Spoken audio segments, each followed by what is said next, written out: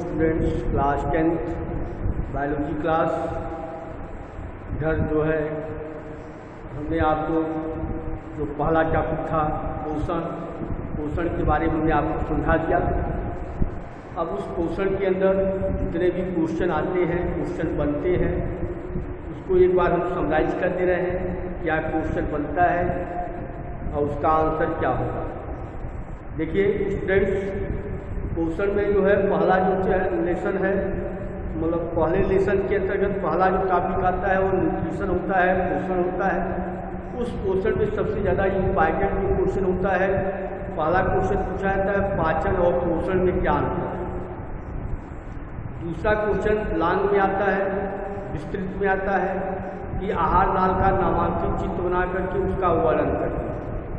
यह इसमें हमने आपको समझाया था, आहार नाल का नामांकित चित्र बनाया था, उसके बारे में समझाया था। तीसरा क्वेश्चन आता है कि मनुष्य में कितनी जोड़ी लाल ग्रंथियाँ पाई जाती हैं और उनका काम क्या होता है। चौथा क्वेश्चन आता है कि टाइलिन एंजाइम कहाँ से स्रावित होता है और उसके कार्य क्या होते हैं। इसके बाद पांचवा क्वेश्चन बनता है, उसके अंदर है कि इन्हीं दो पाचक आहार मतलब पाचक ग्रंथियों का वर्णन कीजिए। इन्हीं दो पाचक ग्रंथियों का वर्णन करने के लिए आता है। इसके बाद आपसे पूछा जाता है कि वसा पाचक एंजाइम कौन से होते हैं, प्रोटीन पाचक एंजाइम कौन से हैं, ठीक है। और इसके बाद होते हैं कार्बोहाइड्रेट पाचक एंजाइम क्या है, जिसमें देखिए प्रोटीन जो पाचक एंजाइम होता है वह ट्रिप्सिन है, पेप्सिन है, यह काइमोट्रिप्सिन है, ये सब जो होते हैं प्रोटीन पाचक एंजाइम का होते हैं। लाइपेज है वो वसा पाचक एंजाइम होता है। एमाइलेज है वह कार्बोहाइड्रेट को पचाने में सहायता करता है। इस तरह तमाम जो एंजाइम्स होते हैं वो अलग अलग भोज्य पदार्थों को, खाद्य पदार्थों को पचाने में सहायता करते हैं। इसके बाद एक चीज़ इसमें आती है पोषण वाले में, रसायन क्या होते हैं, कहाँ पाए जाते हैं और इसका काम क्या होता है। तो रसायन जो होते हैं वो छोटी आंत में पाए जाते हैं, जो अंगुली के समान प्रवर्ण होते हैं, यहाँ पे उभार होते हैं कि अंगुली के समान जो उभार होता है उसे हम रसायन कहते हैं, जो छोटी आंत में पाया जाता है। और वह जो होता है अवशोषण सतह को कई गुना बढ़ा देता है। जब अवशोषण सतह कई गुना बढ़ जाता है तो उसको जो होता है भोज्य पदार्थों के अवजारण में, अवशोषण में जो होती है वो सहायता मिलती है। तो आपको केवल इतना याद करना है कि रसायन जो होते हैं वो छोटी आंत में पाए जाते हैं और ये अवशोषण सतह को कई गुना बढ़ा देते हैं, जिससे भोजन का अवशोषण आसानी से हो जाता है। यह इसके बाद आपसे क्वेश्चन पूछा जाता है कि उस अवशेषी अंग का नाम बताएं जो आहार नाल में पाया जाता है, या आहार नाल में पाए जाने वाले अवशेषी अंग का नाम बताना है। तो आहार नाल में जो पाया जाता है अवशेषी अंग होता है वह बड़ी जो आंत होती है, जो सीकम वाला भाग होता है, उस सीकम वाले भाग को वर्निंग फार्म अपेंडिक्स या क्रीमी रूप परिशेषिका पाई जाती है। यह जो क्रीमी रूप परिशेषिका होती है वह जो होता है हमारे शरीर के अंदर आहार नाल के अंदर अवशेषी अंग के रूप में पाया जाता है। ये पहले लेसन से था, तो मतलब पहले लेसन का जो पहला टॉपिक है उससे जो रिलेटेड जो क्वेश्चन आते हैं, जो इम्पॉर्टेंट है, उसके बारे में होता है। अब आपका जो होता है पहले लेसन जो दूसरा टॉपिक आता है श्वसन होता है। तो श्वसन क्या होता है, यह एक जैव रासायनिक अभिक्रिया का है। मतलब श्वसन क्या होती है, यह पहला जो पानी होता है यह एक जैव रासायनिक अभिक्रिया कहलाती है। जैव रासायनिक अभिक्रिया, यह एक जैव रासायनिक अभिक्रिया होती है, ठीक है, जैव रासायनिक अभिक्रिया। इसमें क्या होता है, जो खाद्य पदार्थ होते मतलब कार्बनिक पदार्थ होते हैं वह कोशिका के अंदर, मतलब खाद्य पदार्थों का कोशिका के अंदर ऑक्सीजन की उपस्थिति में उसका विखंडन हो जाता है, जिसके फलस्वरूप कार्बन डाइऑक्साइड, जल और ऊर्जा का निर्माण। तो आप सीधा कहेंगे कि श्वसन की जो क्रिया होती है एक जैव रासायनिक क्रिया होती है। इसमें कार्बनिक खाद्य पदार्थों का कोशिका के अंदर ऑक्सीजन की उपस्थिति में उसका विखंडन होता है और विखंडित होकर के कार्बन डाइऑक्साइड, जल और ऊर्जा का निर्माण करता है। जैसे यहाँ पे देखेंगे समीकरण है C6H12O6 + 6O2, ये बनता है 6CO2 + 6H2 प्लस जो होती है एनर्जी, ये एनर्जी आपको एटीपी के रूप में संचित। अब देखिए इसका मतलब फिर समझिए कि श्वसन एक जैव रासायनिक प्रक्रिया है जिसमें जो कार्बनिक खाद्य पदार्थ होता है, ये कार्बनिक खाद्य पदार्थ होगा, इस कार्बनिक खाद्य पदार्थों का कोशिका के अंदर ऑक्सीजन की उपस्थिति में उसका विखंडन होता है और विखंडन होने के फलस्वरूप कार्बन डाइऑक्साइड, जल और ऊर्जा का निर्माण होता है और जो ये ऊर्जा होती है एटीपी के रूप में संचित होती है। इसी ऊर्जा का उपयोग हम क्या करते हैं कि जैविक क्रियाओं में करते हैं। जैविक क्रिया का होता है खेलना, कूदना, पढ़ना, लिखना आदि में होकर इस ऊर्जा का उपयोग किया जाता है। तो ये क्या कराती है, श्वसन की क्रिया कराती है। तो श्वसन जो होता है एक जैव रासायनिक अभिक्रिया है और इस अभिक्रिया में जो कार्बनिक खाद्य पदार्थ होते हैं कोशिका के अंदर ऑक्सीजन की उपस्थिति में जो होते हैं टूट जाते हैं, उसको विखंडित हो जाते हैं और टूट करके कार्बन डाइऑक्साइड, जल और ऊर्जा का निर्माण होता है। ये देखिए ग्लूकोज है या कार्बोहाइड्रेट, ये ऑक्सीजन की उपस्थिति है, इस ऑक्सीजन की उपस्थिति में टूट जाता है, टूट करके कार्बन डाइऑक्साइड, जल और ऊर्जा का निर्माण। इसी निर्माण को हम क्या करते हैं, श्वसन करते हैं। आपको एग्जाम में जो होता है कभी इस पर समीकरण पूछा जाता है, इस समीकरण ये पूछा जाएगा आपको कि श्वसन का समीकरण या श्वसन का जो होता है श्वसन को समीकरण के द्वारा प्रदर्शित, जब समीकरण के द्वारा प्रदर्शित करने को कहेगा तो आपको ये समीकरण लिख करके इसको आपको प्रदर्शित करना होगा, ये उसका समीकरण हो जाता है। अब इसके बाद जो श्वसन की क्रियाविधि होती है, न श्वसन की क्रियाविधि क्या होती है कि श्वसन जो होता है इस क्रिया में जो होता है जितने भी सजीव होते हैं, मतलब जो सजीव होते हैं, जो सजीव या जो जीवित जो जीवधारी होते हैं, उन जीवित जीवधारियों के अंदर श्वसन की क्रिया होती है। और श्वसन जो होता है कि यह दो प्रकार का होता है, एक बाह्य श्वसन कहते हैं, दूसरा जो होता है कि आंतरिक श्वसन कहलाता है। ठीक है, तो बाह्य श्वसन क्या होता है, जो वायुमंडल होता है उस वायुमंडल से हम ऑक्सीजन को जो होते फेफड़े के अंदर लेते हैं। यह वायुमंडल मतलब होता है उस वायुमंडल के अंदर जो शुद्ध ऑक्सीजन पाई जाती है, ये ऑक्सीजन जो होती है हमारे शरीर के अंदर आती है। यह वह बाह्य श्वसन की क्रिया कहलाती है, मतलब बाहर से हमको जो होती है ऑक्सीजन हम क्या करते हैं अपना लेते हैं। जब बाहर से हम ऑक्सीजन प्राप्त करते हैं उसको वायु जो शरीर के अंदर वायुमंडल से जो ऑक्सीजन होती है वह जब हम ग्रहण करते हैं वह बाह्य श्वसन की क्रिया कहलाती है। और इसमें जो होता है अलग अलग जंतुओं में श्वसन के लिए अलग अलग अंग पाए जाते हैं। जैसे मछलियाँ होती हैं, मछलियाँ जो होती हैं वह पानी में रहती हैं, तो पानी में रहने के लिए उनके पास गलफड़े होते हैं, गिल्स होती हैं जो पानी में घुली हुई ऑक्सीजन को ग्रहण करती हैं गलफड़े के माध्यम से, गिल्स के माध्यम से। यह और मनुष्य होता है, पक्षियाँ होती हैं, उनके अंदर फेफड़े पाए जाते हैं, फेफड़ों के द्वारा सांस लेते हैं। तो लंग्स होता है, लंग्स जो होते हैं फेफड़े होते हैं उनके द्वारा सांस लेते हैं। जबकि जो मेढक होता है तो मेढक जो होता है वह त्वचा के द्वारा भी सांस लेता है, गिल्स के द्वारा भी सांस लेता है और फेफड़े के द्वारा भी सांस लेता है। तो केवल जितने भी जीवधारी होते हैं प्रत्येक जीवधारियों में श्वसन की क्रिया होती है। बिना श्वसन के, बिना ऑक्सीजन की कोई भी जीवधारी जीवित नहीं रह सकता है। यह तो वह अपनी जो होती है जैविक क्रियाओं को संचालित करने के लिए ऊर्जा की जो आवश्यकता होती है वह ऊर्जा जो होती है ऑक्सीजन की उपस्थिति में जब खाद्य पदार्थों का ऑक्सीकरण होता है तो उससे वह प्राप्त होती है। और वही ऊर्जा हमारे शरीर के अंदर, हमारी बॉडी के अंदर एटीपी के रूप में संचित हो जाती है और जहाँ पे जिस कोशिका को ऊर्जा की आवश्यकता होती है वह कोशिका के माध्यम से एक स्थान से दूसरे स्थान तक एटीपी क्या होती है संचालित हो जाती है। यह अब इसमें जो होता है बाह्य श्वसन की क्रिया होती है। तो बाह्य श्वसन में जो होता है जो 3 विधियाँ आती हैं, जिससे श्वासोच्छ्वास होता है, एक है सांस लेने की विधि होती है। सांस लेने का मतलब होता है कि वायुमंडल से, मतलब इसके अंदर होता है कि जो श्वसन की क्रियाविधि से इसके बाद आता है श्वसन की क्रियाविधि। श्वसन की क्रियाविधि इसमें आता है श्वसन की क्रियाविधि में पहला होता है बाह्य श्वसन। बाह्य श्वसन एक्सप्रेशन इसको करते हैं, रेस्पिरेशन कहा जाता है। यह बाह्य श्वसन का मतलब होता है कि इसमें हम वायुमंडल से जो होते हैं उस वायु को ग्रहण करते हैं करने के लिए, मतलब वायुमंडल से वायु को ग्रहण करने के लिए जंतुओं के अंदर अलग अलग जो है श्वसन अंग पाए जाते हैं। जिसमें हमने अभी बताया आपको कि जो मछलियाँ होती हैं वो पानी में रहती हैं और पानी में रहने के कारण इसके पास गिल्स पाई जाती है और वह गिल्स क्या गलफड़े के द्वारा सांस लेती है। उसी तरह पक्षियाँ हैं, मनुष्य हैं, वह फेफड़े पाए जाते हैं, फेफड़ों के द्वारा ऑक्सीजन को ग्रहण करते हैं और ग्रहण करके वह सांस लेने की क्रिया होती है। तो वायु श्वसन के अंतर्गत जो कि विभिन्न क्रियाएँ आती हैं, पहला आता है इसके अंदर है श्वासोच्छ्वास आता है, पहला विभाग होता है वह कहलाता है श्वासोच्छ्वास। श्वासोच्छ्वास यह या इसको हम कहते हैं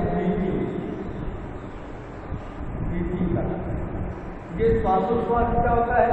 श्वासोच्छ्वास होती है क्रिया होती है, इसमें जो वायुमंडल से जोड़ते हैं, वायुमंडल से जो श्वसन होता है, श्वसनांग होते हैं, मतलब वायुमंडल से श्वसन अंगों का, श्वसन अंगों द्वारा शुद्ध वायु को ग्रहण करना, मतलब वायुमंडल से श्वसन अंगों द्वारा शुद्ध वायु को ग्रहण करना, यह शुद्ध वायु को ग्रहण करके उसको फेफड़े में लेना और फेफड़े से जो अशुद्ध वायु होती है उसको जो है वायुमंडल में बाहर निकालना। या दूसरे में कहें कि वायुमंडल के अंदर जो शुद्ध वायु ऑक्सीजन होती है उस ऑक्सीजन को हम फेफड़े के अंदर लेते हैं और फिर फेफड़े के अंदर जो अशुद्ध वायु कार्बन डाइऑक्साइड होती है उसको फेफड़े से बाहर जब निकाला जाता है वह श्वासोच्छ्वास कहलाता है या सांस लेने की क्रिया भी कहलाता है। समझाया? ये श्वासोच्छ्वास का मतलब हो गया सांस लेने की क्रिया। इसमें क्या होता है कि वायुमंडल से जो वायु होती है, ऑक्सीजन होती है, उस ऑक्सीजन को श्वसन अंगों मतलब फेफड़ों तक पहुंचाना, फिर फेफड़ों से जो अशुद्ध वायु होती है उसको श्वसन अंगों से बाहर निकालना, ये जो क्रिया कहलाती है वह श्वासोच्छ्वास कहलाती है। या सीधी सी भाषा में आप समझिए कि वायुमंडल से शुद्ध वायु को ग्रहण करना, फेफड़े के अंदर लेना और अशुद्ध वायु को फेफड़े से बाहर निकालना, सांस लेने की क्रिया भी कहलाती या इसी को हम श्वासोच्छ्वास कहते हैं। यह इसका दूसरा आता है ऑक्सीजन और कार्बन डाइऑक्साइड का जो है परिवहन। इसमें ऑक्सीजन होती है, मतलब दूसरा जो टॉपिक आता है श्वासोच्छ्वास के बाद आता है कि कार्बन डाइऑक्साइड मतलब ऑक्सीजन का परिवहन, ऑक्सीजन का परिवहन। होता है transport of oxygen, transport of oxygen. ये ऑक्सीजन का परिवहन का मतलब क्या होता है कि कैसे ऑक्सीजन जो कि एक कोशिका से दूसरी कोशिका में जाती है। कहते कि हमारी जो हीमोग्लोबिन होती है, जो रक्त होती है, वह रक्त होता है वह ऑक्सीजन के साथ क्रिया करता है और क्रिया करके ऑक्सी हीमोग्लोबिन बना लेता है। तो ऑक्सीजन जो होती है वो ऑक्सी हीमोग्लोबिन के रूप में जो होती है एक स्थान से दूसरे स्थान तक जाती है। जिस कोशिका को ऑक्सीजन की आवश्यकता होती है वहाँ पे वह पहुँच जाती है और ऑक्सीजन और हीमोग्लोबिन क्या करते हैं, टूट जाते हैं और टूट करके अलग हो जाते हैं। हीमोग्लोबिन पुनः ऑक्सीजन से क्रिया करने के लिए तैयार हो जाती है और ऑक्सीजन वहाँ पर क्या होती है, मुक्त कर दिया जाता है। यह तो रक्त के माध्यम से ऑक्सीजन जो कि वह एक कोशिका से दूसरी कोशिका में क्या होता है, पहुंचाया जाता है। तो ऑक्सीजन जो कि वह हीमोग्लोबिन के साथ अभिक्रिया करती है और अभिक्रिया करके ऑक्सी हीमोग्लोबिन का निर्माण है और ये ऑक्सी हीमोग्लोबिन जिस कोशिका या जिस ऊतक को ऑक्सीजन की आवश्यकता होती है वह रक्त के माध्यम से वहाँ पहुँच जाती है और जैसे ही वहाँ पहुँचती है ऑक्सीजन क्या होता है, अलग हो जाता है, हीमोग्लोबिन क्या होती है, अलग हो जाती है। तो इस तरह जो होता है उस कोशिका को ऑक्सीजन प्राप्त हो जाती है और हीमोग्लोबिन पुनः ऑक्सीजन से क्रिया करने के लिए तैयार है। यह इस तरह जो होता है ऑक्सीजन का आदान प्रदान क्या होता है, होता रहता है, ऑक्सीजन का परिवहन होता रहता है और कोशिकाओं और ऊतकों में ऑक्सीजन क्या होती है, पहुँचती है।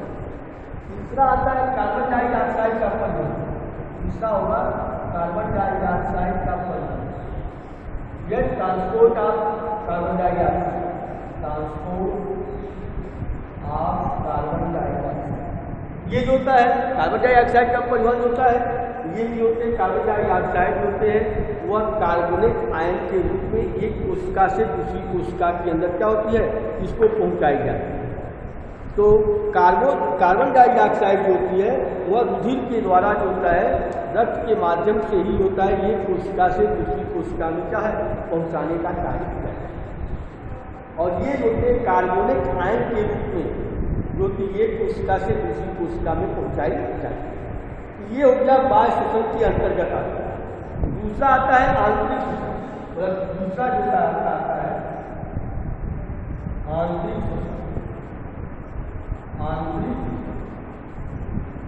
श्वसन या इसी को कहते हैं कोशिकीय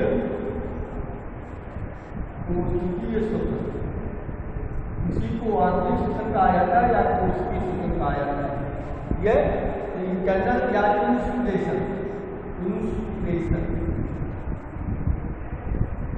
और सेलुलर रेस्पिरेशन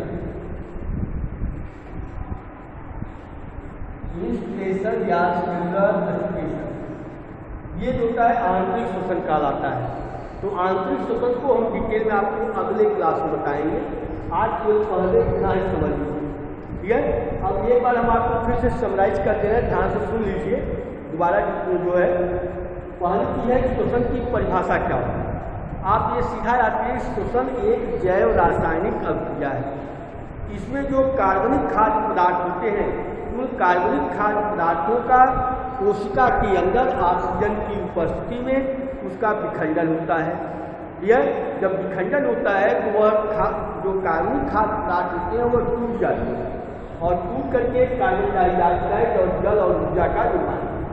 और ये जो कार्बन डाइऑक्साइड, जल और ऊर्जा होती है, तो कार्बन डाइऑक्साइड पुनः वायुमंडल में चली जाती है और जल जो होता है मृदा में सॉइल में चला जाता है और ऊर्जा जो होती है, जो मुक्त होती है, वह एटीपी के रूप में संचित हो जाती है। एटीपी का पूरा नाम क्या होता है? Adenosine triphosphate. एडिनोसिन ट्राइफॉस्फेट, ये होता है एटीपी का नाम होता है। और यह एटीपी जो होता है वो कोशिकीय ईंधन का होता है। हमारी कोशिका में जो ऊर्जा होती है वह एटीपी के रूप में ही संचित होती है और इसको हम एडिनोसिन ट्राइफॉस्फेट कहते हैं और इसी के रूप में ऊर्जा हमारे शरीर के अंदर पाई जाती है। समझ आ गया? और ये समीकरण इसका, इस समीकरण को याद करिएगा। ये देखिए कार्बोहाइड्रेट है या ग्लूकोज है और ये ऑक्सीजन है और इसके बाद बाकी कार्बन डाइऑक्साइड, जल और ऊर्जा। तो समझ आ गया श्वसन की परिभाषा। इसके बाद श्वसन की क्रिया विधि होती है। तो जितने भी जीवित दोनों सजीव जो होते हैं या हम कहें जितने भी जीवित जंतु होते हैं, जीवित जीवधारी जो होते हैं, उनमें जो होता है श्वसन की क्रिया होती है। यह और यह जो श्वसन की क्रिया होती है, इसमें जो विभिन्न जंतु होते हैं उनमें अलग अलग श्वसन अंग होते हैं या श्वसनांग होते हैं।